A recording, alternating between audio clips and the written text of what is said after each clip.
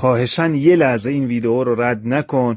ببین شاید توی طبیعت که میری بارها همچین سنگایی رو جلوی پای خود دیده باشی که شکل سوخته و نامشخص و حالت قهوه‌ای رنگی دارن و بهشون اصلا توجه نکردی.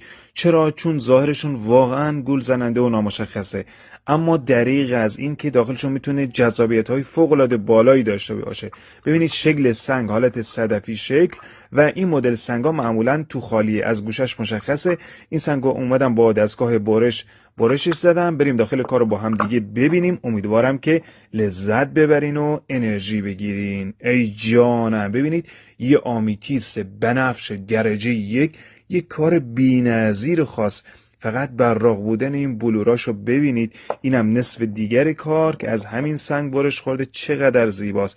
اینجا هم یه همرشتی کلسید با این آمیتیسا هم بستر شده و زیبایی کارو 2 برابر کرده. امیدوارم که از این سنگ زیبا نهایت لذت و استفاده رو برده باشین.